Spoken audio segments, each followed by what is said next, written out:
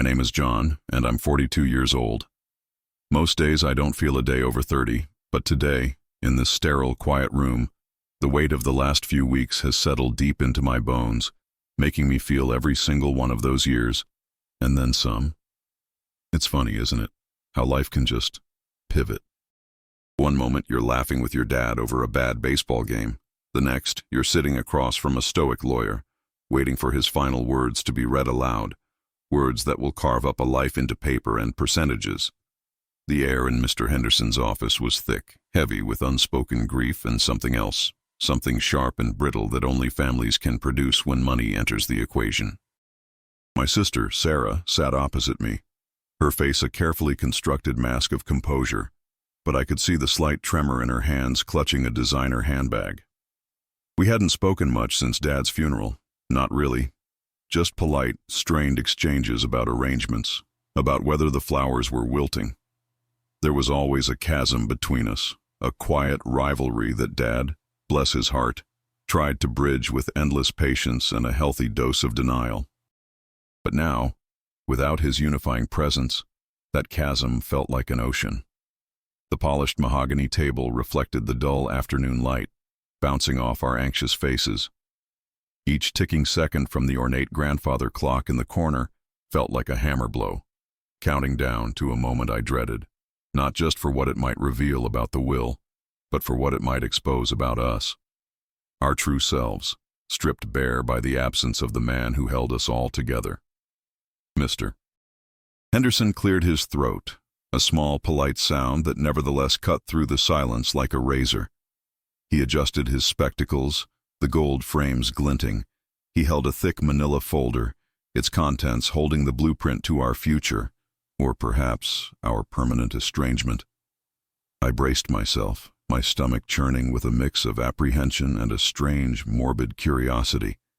My father, Robert Miller, had always been a man of simple tastes, but complex affections. He loved his home, the old two-story house on Elm Street, more than anything. It was his sanctuary, his legacy, built with his own two hands, brick by painful brick over decades. That house wasn't just wood and nails, it was memories, laughter, arguments, Christmases, and the quiet comfort of his presence.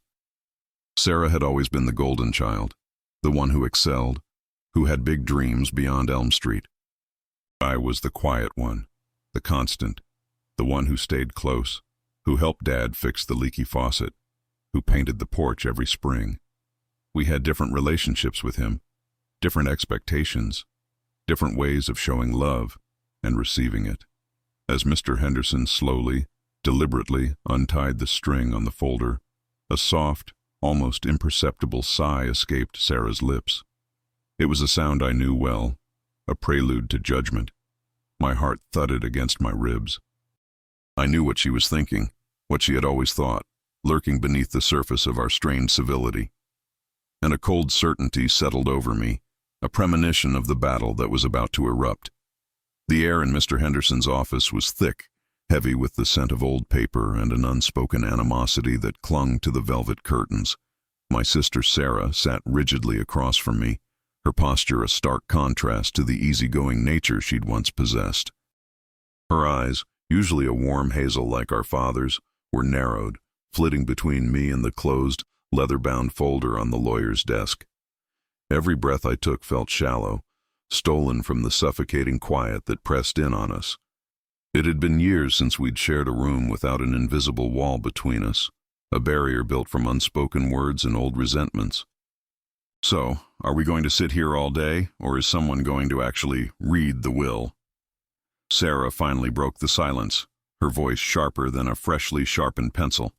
She fidgeted with the cuff of her pristine white blouse, a nervous habit I remembered from childhood, though now it looked more like impatience. I just shifted in my seat, the worn fabric of the armchair feeling suddenly too rough against my skin. What was the point of rushing? The outcome, at least for her, felt predetermined, etched into her conviction. Mr. Henderson, a man whose face seemed permanently etched with an expression of polite weariness, cleared his throat. He adjusted his spectacles, his gaze briefly sweeping over both of us before settling on the document before him. "We're just waiting for the last party to arrive, Miss Davies," he said calmly, his voice a low rumble. I knew that was a lie. There was no last party. It was always just us two, the fractured remnants of what used to be a family, staring each other down over a table. "Oh, right, of course," Sarah sneered, her eyes locking onto mine, a cold glint in them. "Always waiting, aren't we, John? Always expecting things to just happen." Her words were laced with a venomous implication, a subtle jab at what she perceived as my passivity, my supposed lack of effort in life compared to her relentless drive. It was a familiar refrain, one that had played out countless times since our mother's death, intensifying with every year our father grew older and frailer. I felt a familiar knot tighten in my stomach, a dull ache that had become my constant companion whenever Sarah was near. "What's that supposed to mean, Sarah?" I asked, my voice softer than I intended, trying to keep the tremor from revealing itself. The air practically vibrated with the tension between us, a silent battle fought with glances and half-whispers. It was exhausting, this dance of accusations and unspoken grievances that defined our relationship. She let out a short, humorless laugh, a sound that grated on my nerves like fingernails on a chalkboard. "It means, dear brother, that some people work hard for what they have, and some people just exist, waiting for things to fall into their lap, especially when it comes to Daddy's house." Her words hung in the air, thick with accusation, painting me as a freeloading burden, undeserving of anything our father had built. The house, our childhood home, was more than just bricks and mortar. It was a symbol, a testament to our father's life, and now it felt like the ultimate prize in a bitter, unacknowledged contest between us. The hushed reverence of the office was thick, almost suffocating, as Mr. Henderson finally cleared his throat. The sound was surprisingly loud, a pebble dropped into a still pond, and it made Sarah flinch beside me. Her posture, rigid and unyielding, seemed to dare the air itself to move. My own hands felt clammy, resting on my knees, tracing the rough weave of my trousers. Each tick of the grandfather clock in the corner echoed in the cavernous space, a relentless countdown to whatever awaited us. I could almost taste the dust motes dancing in the sunbeams that pierced the heavy drapes, illuminating the lawyer's desk piled high with documents.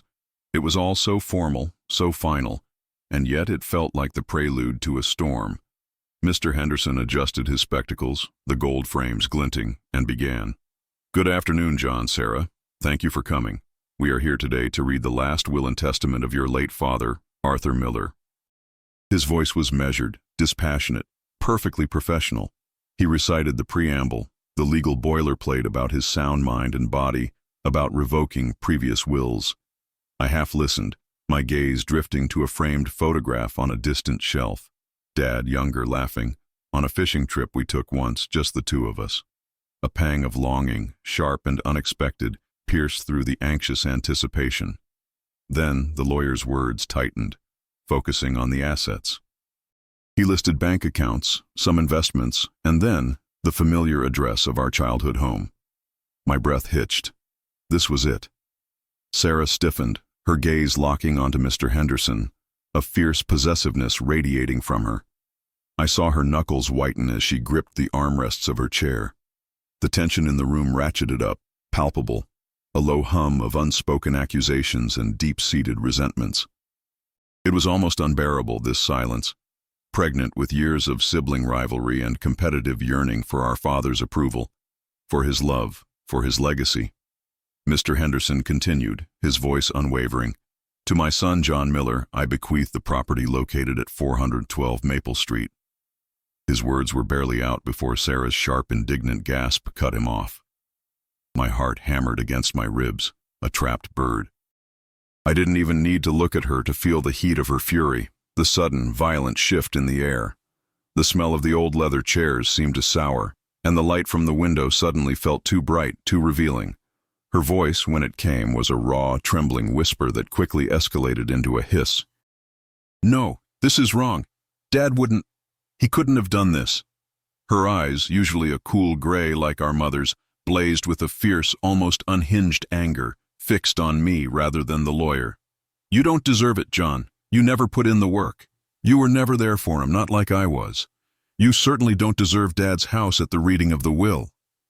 The words hung in the air, dripping with venom, twisting the knife of her long-held bitterness deep into my chest. The lawyer paused, a subtle frown creasing his brow, and the weight of her accusation pressed down on me, heavy and suffocating. The air in that room felt impossibly thick, suffocating. Sarah's words, sharp and venomous, still echoed in my ears, making my chest tighten with a familiar ache. I could feel the heat rising in my face, a mix of anger and a profound, gnawing hurt that only family could inflict. My gaze fell to my hands, clasped tightly on my lap, knuckles white. The old oak table, worn smooth by decades of family gatherings, felt cold. This wasn't the way Dad would have wanted things. He always valued peace, a quality conspicuously absent now.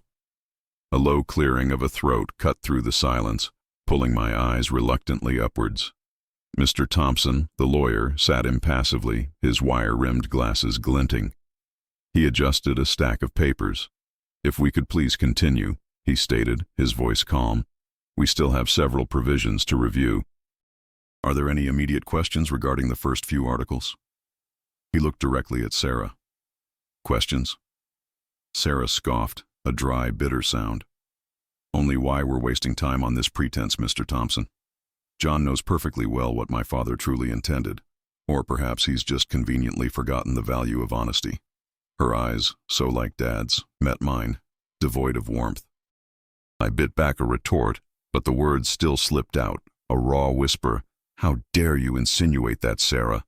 She merely smirked, her voice dripping with mock sweetness. "Oh, isn't it? When exactly is the right time, John? After you've had time to redecorate the living room?" "Ladies and gentlemen," Mr. Thompson interjected, his voice firming slightly, "let's maintain decorum. This is a sensitive matter for everyone." He cleared his throat again. "As I was saying, Article 7 outlines the specific distribution of assets. Beyond the primary residence, there are several accounts and investments." He continued to read from the document, his words a monotonous drone meant to soothe but only highlighted the uncomfortable calm. I tried to focus, to let his steady voice anchor me, but the sting of Sarah's accusations persisted. She thought I was a thief, a charlatan, utterly unworthy. This fragile peace was merely a prelude, a deceptive calm before the true storm broke over us. A heavy silence dropped, thick and suffocating, after Sarah's words echoed off the mahogany walls. It wasn't the silence of contemplation, but of stunned disbelief, a vacuum left by her cutting accusation. My gaze snapped from her flushed face to Mr. Harrison, the lawyer. He sat perfectly still, his hands clasped on the polished desk, his expression unreadable behind his spectacles. For a long moment, the only sound was the distant hum of the building's air conditioning and the frantic thumping of my own heart against my ribs. I felt a cold knot tighten in my stomach, a familiar ache of unfairness that had lingered for years, now intensified by her public declaration. "Sarah." Mr. Harrison's voice was surprisingly calm, cutting through the tension like a finely sharpened blade. It wasn't loud, but it carried an undeniable authority that instantly drew all eyes to him. He didn't raise his voice, yet the air shifted, the unspoken command clear. He slowly adjusted his glasses, his eyes, previously downcast, now fixing on my sister with an unwavering intensity that made her visibly flinch, though she tried to hide it. "With all due respect, Ms. Davies," he continued, his tone devoid of emotion, "this is a formal reading of Mr. Robert Davies' last will and testament. Personal sentiments, however deeply felt, do not alter the legal provisions contained within this document." He then glanced at me, a brief, almost imperceptible nod of acknowledgement, before returning his attention to the pages before him. "Perhaps," he added, his voice regaining its initial, measured cadence, "it would be best to allow me to proceed with the remaining stipulations, as they are quite specific in their allocation of assets." Sarah opened her mouth to argue, her lips parting as if to unleash another torrent of bitterness, but the lawyer's gaze was firm, an unspoken challenge in his calm demeanor. She clamped her mouth shut, her jaw tight, her eyes darting between him and me, simmering with resentment. She wanted to scream, I knew it, felt it, but something in Harrison's quiet resolve held her back. He cleared his throat then, a soft, deliberate sound, and picked up a fresh sheet of paper from the stack. "As I was saying," Mr. Harrison resumed, his voice now a steady drone that commanded attention despite its evenness. "Following the dissolution of the trust and the specific bequests outlined previously, we now turn to the primary residential property. This is the deed to the property located at 14 Oakwood Lane, the family home." He paused, allowing the words to hang in the air, creating a palpable anticipation. My breath hitched. This was it. The moment we'd all been waiting for, the true crux of the will. I unconsciously leaned forward, my palms sweating. Sarah's eyes were like daggers fixed on the lawyer, her whole body rigid.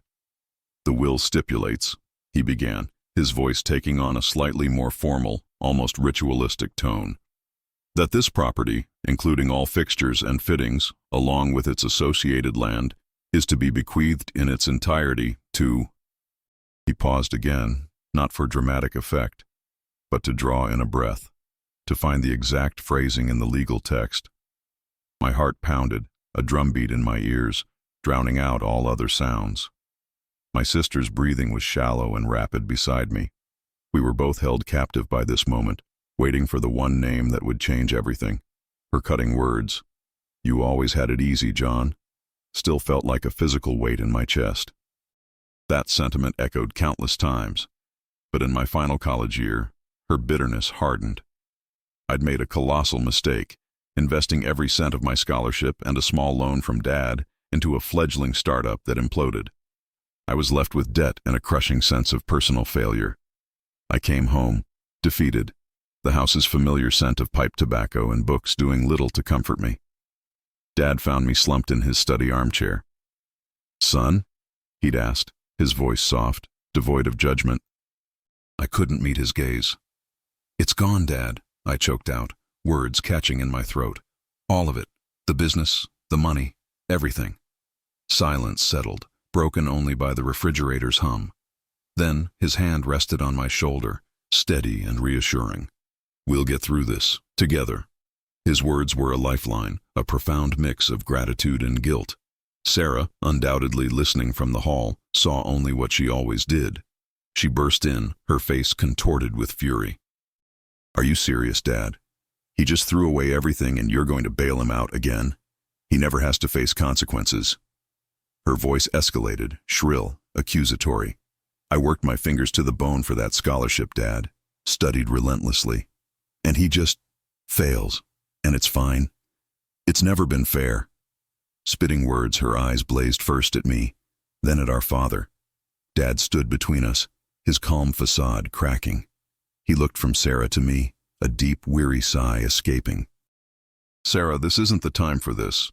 Your brother is hurting." "Hurting?" she scoffed, a short, derisive laugh.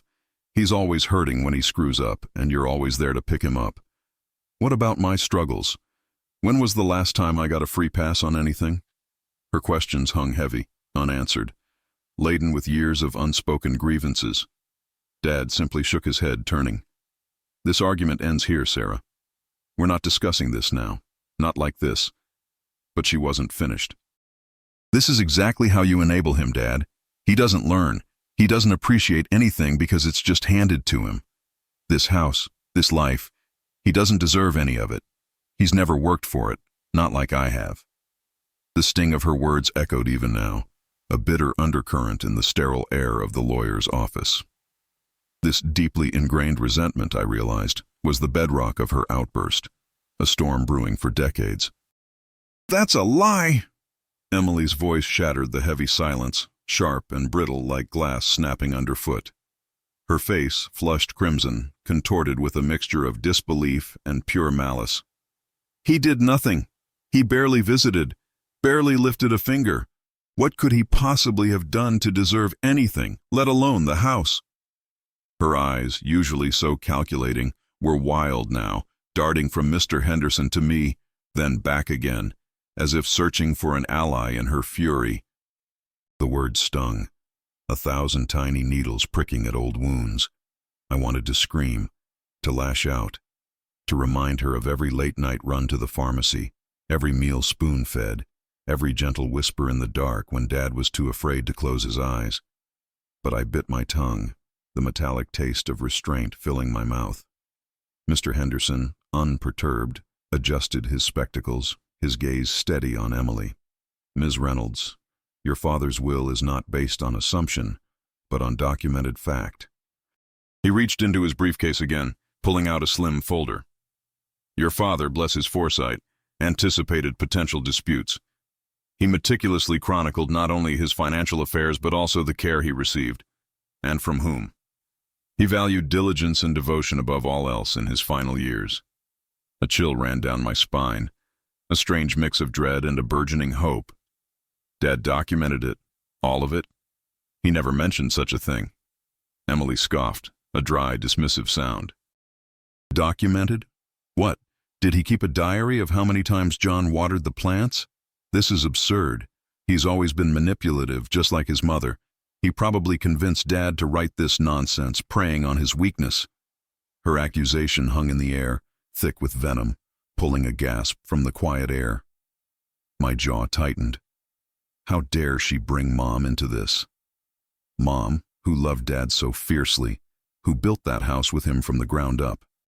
"Emily, that's enough," I heard myself say, my voice surprisingly calm despite the tremor in my hands. "You have no idea what you're talking about. You weren't there." The simple truth of it seemed to ignite a fresh spark in her eyes.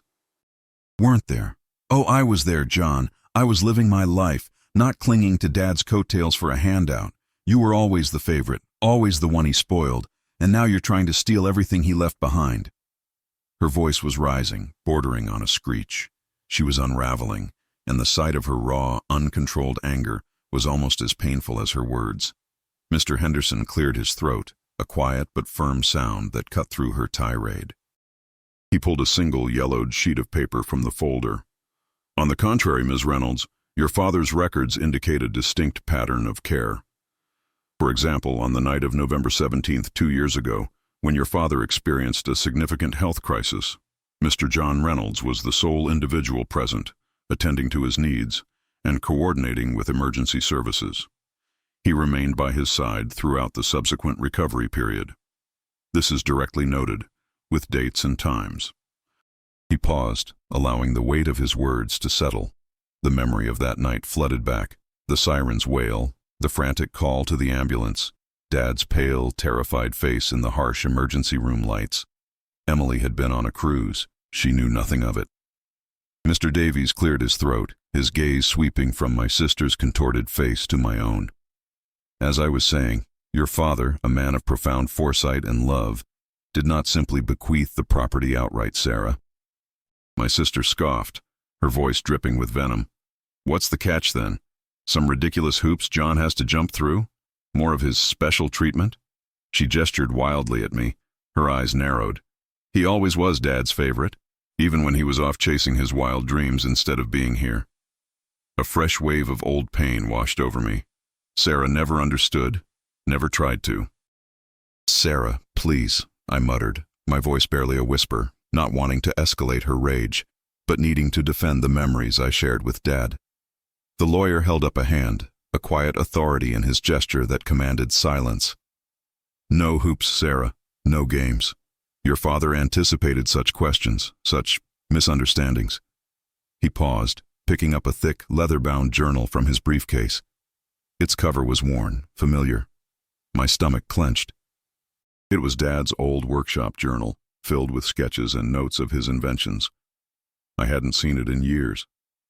"This journal," Mr. Davies continued, his voice softer now, almost reverent, "contains entries spanning the last 20 years. It details not just his inventions, but his deepest hopes, his reflections, and crucially, the story of this house." He opened it carefully, turning pages until he found a specific one, marked with a faded ribbon. "Your father wrote," the lawyer began, reading aloud, his voice steady, "This house, this very foundation, was built on a dream I shared with my son John. He was the one who helped me pour the concrete for the extension, brick by brick, after your mother passed. He spent summers learning carpentry at my side, not because he had to, but because he saw the vision. the heart I was pouring into this place. He knew every joist, every beam, every nail. He understood its soul, not just its walls.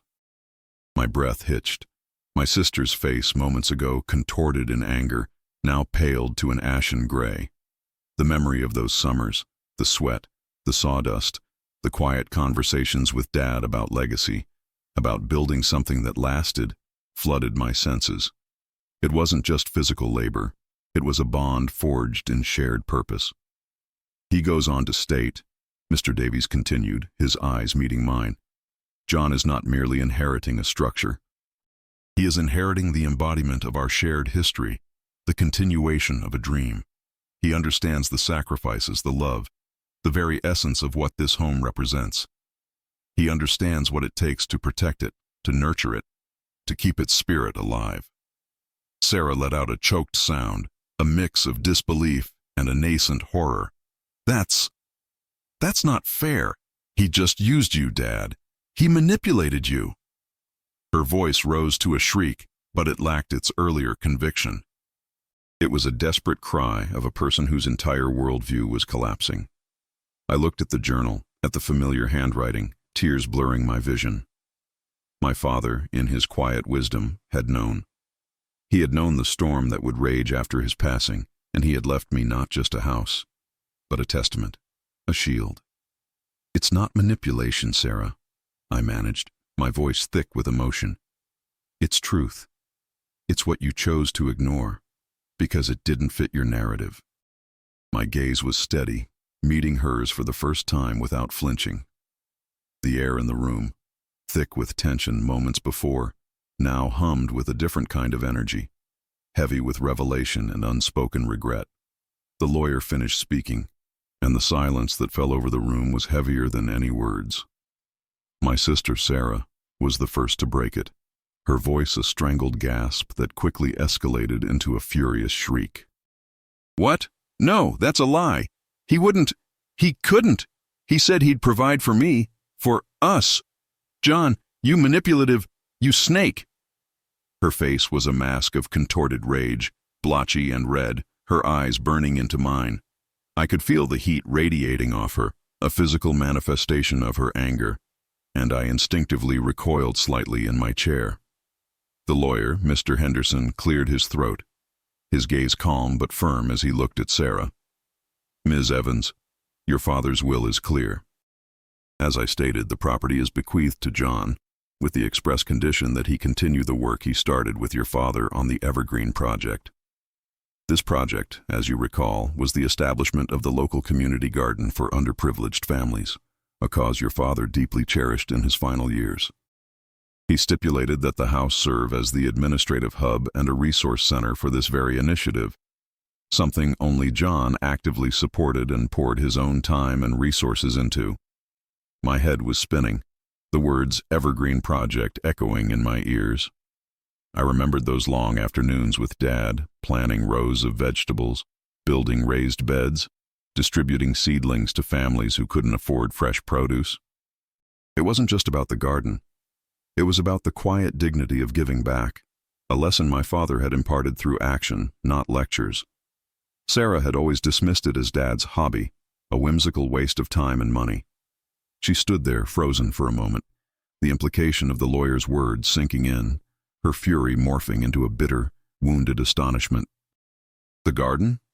He left the house for a garden, and he chose him over me for it? Her voice was a low growl, laced with betrayal. He chose the one who shared his vision, Ms. Evans. Mr. Henderson responded, his tone devoid of judgment, merely stating fact. And he ensured that you were also provided for, of course. A significant sum in a trust fund, designed to ensure your financial security without burdening you with the responsibilities of the house or the project, which he knew you had little interest in. The finality in his voice was like a gavel striking the last verdict. My father, in his quiet wisdom, had seen through our pretenses, through the surface of things. He hadn't just left a house, he'd left a legacy, a living testament to his values, and he'd entrusted it to the one who had unconsciously embraced them. I felt a wave of profound understanding wash over me, deeper than the initial shock. This wasn't about me winning. It was about Dad's final, silent lesson. The air in the room was thick with unspoken truths. Sarah stared at me, her eyes narrowed, a mix of contempt and bewildered anger battling for dominance. "You planned this, didn't you, John?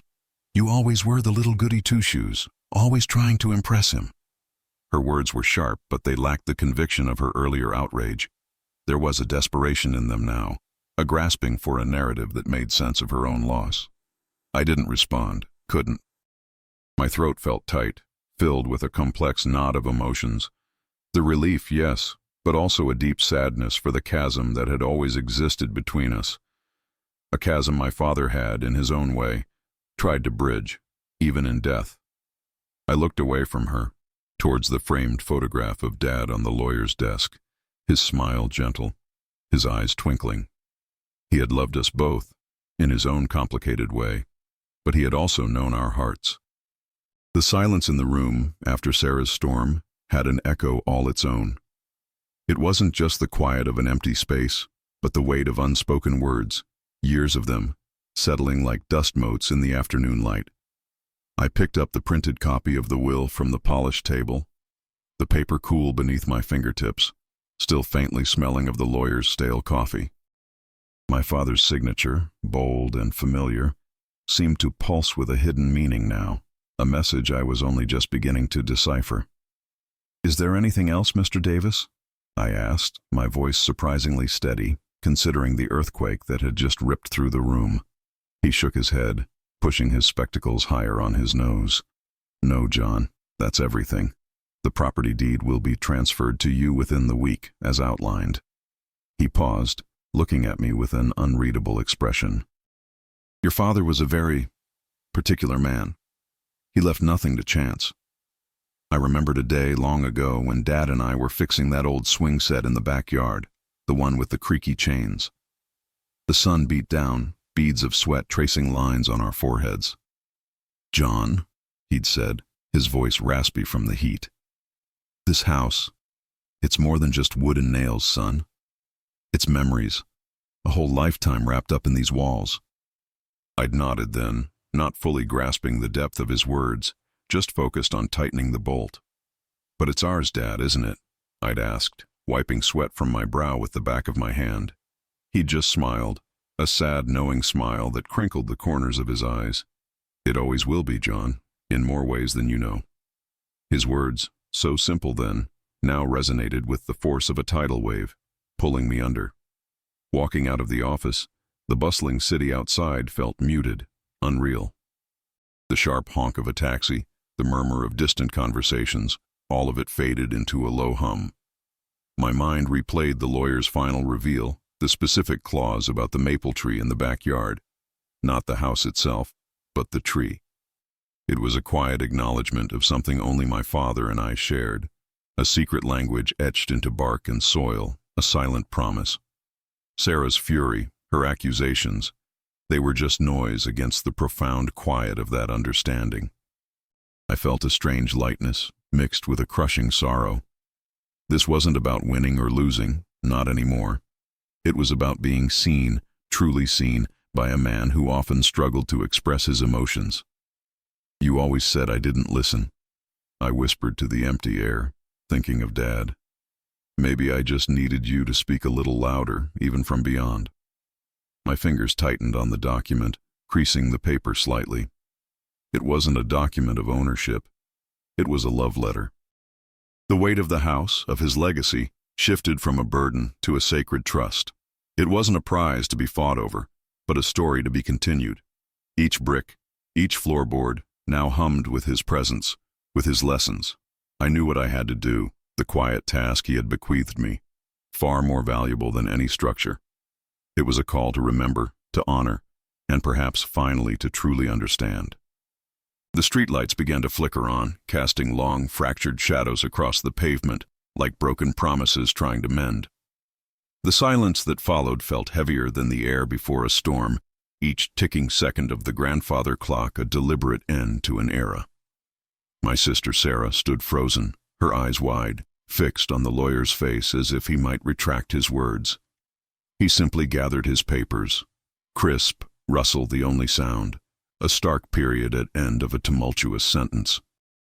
I felt no triumph, only a strange, profound emptiness, as if very air had been sucked from the room. That's it? Her voice was a frayed whisper, so unlike the sharp tones she'd used moments before. She turned to me, and for the first time, I saw something akin to defeat, not anger, in her eyes. It was a hollow ache, raw wound of a narrative she'd constructed for herself, now crumbling. I couldn't hold her gaze. The immense weight of our fractured history, tangled with unspoken pains, was too much. My eyes drifted to the bay window, where the afternoon sun poured in, illuminating dancing dust motes in its golden columns. The light settled softly on Dad's old leather armchair, nestled by the unlit fireplace, his favorite pipe on the small table next to it. That familiar sight, so ordinary and unchanged, struck me with quiet, undeniable force. It wasn't about the house or the money. It was about the persistent echo of the man who had sat in that chair, living his life within these walls. Without another word, Sarah slowly turned and walked towards the heavy oak door. Her steps were quiet, hesitant, devoid of their usual briskness. The soft click of the latch was almost imperceptible, yet its faint sound resonated deeply within me. It felt less like her departure and more like the final, fading presence of a battle fought and lost, of a shared past now irrevocably cleaved. The room, once charged with raw emotion, began to breathe, exhaling the last remnants of conflict. The silence in that room, after Mr. Harrison's final words, wasn't just the absence of sound. It was a physical weight, pressing down on us all. My sister, Sarah, her face still flushed from anger, now looked utterly bewildered, her eyes darting between me and the lawyer. The deed, now clarified by the codicil, wasn't just a piece of paper. It was an unspoken conversation with my father, a final, profound lesson. He hadn't just left me the house. He had left me the stewardship of it, the responsibility to use it as a place of healing, a community hub, just as he had always dreamed of doing before his illness. The terms were intricate, challenging, a testament to his values, not just his wealth. This is what he wanted? Sarah finally whispered, her voice stripped of its usual sharpness, replaced by a fragile disbelief. She looked at the documents, then at me, her gaze softening slightly, a flicker of something akin to understanding, or perhaps just exhaustion. I could only nod, a lump in my throat. It wasn't about deserving, not in the way she'd meant. It was about seeing beyond the material, about continuing a legacy of kindness, something Dad always emphasized. I remember his calloused hands, always busy, always building, not just structures, but connections. The lawyer, ever the professional, gently cleared his throat. The foundation will oversee the initial setup, John, but the day-to-day operation, the heart of it, will be yours. Your father had immense faith in your empathy. His words felt like a warm hand on my shoulder, a quiet affirmation. Sarah still sat, quiet and reflective, picking at a loose thread on her sleeve. "So, no lavish inheritance," she murmured, almost to herself. "Just work." A faint, almost imperceptible smile touched my lips. "Just work, Sarah. The kind that matters." We left Mr. Harrison's office, the city hum a stark contrast to the quiet solemnity we'd just experienced. Sarah walked beside me, unusually subdued. "I'm sorry, John," she mumbled, not looking at me directly. "I just assumed, always the practical one, I guess." Her voice was barely a whisper, carried away by the passing traffic. I reached out, hesitantly, and placed a hand on her arm. "It's okay, Sarah. We both miss him. We both just wanted to understand." There was no grand reconciliation, no sudden embrace, just a shared moment of weary acceptance. That evening I returned to the empty house, not as an owner, but as its reluctant guardian. The air was thick with memories, the scent of pipe tobacco, the faint echo of Dad's laughter. I walked through the quiet rooms, running my hand over the polished banister, a testament to his tireless care. The old grandfather clock in the hall ticked steadily, a comforting rhythm in the vast silence, It was no longer just a house, a relic of the past, but a promise to the future. The weight of the responsibility settled over me, a familiar cloak. It wasn't a burden, not entirely. It was a purpose, a chance to carry forward the quiet revolution my father had always envisioned. The streetlights outside cast long, trembling shadows through the living room windows, painting the familiar space in shades of gray and silver. Each shadow held a story. Each creak of the old floorboards whispered of lives lived, lessons learned. I sat on the worn armchair by the fireplace, the same one where Dad would read his books, the leather soft and molded to his shape. The silence stretched deep and profound, broken only by the gentle hum of the old refrigerator in the kitchen. In that stillness, I felt his presence, not as a ghost, but as an enduring spirit, guiding me. He had taught me that true value wasn't in what you owned, but in what you nurtured, what you built for others. The moon, a sliver of silver in the vast dark sky, peered through the branches of the ancient oak outside the window.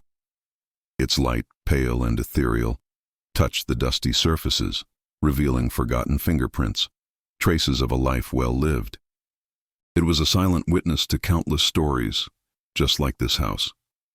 I closed my eyes, letting the quiet envelop me, the past and future blurring into a single, continuous present.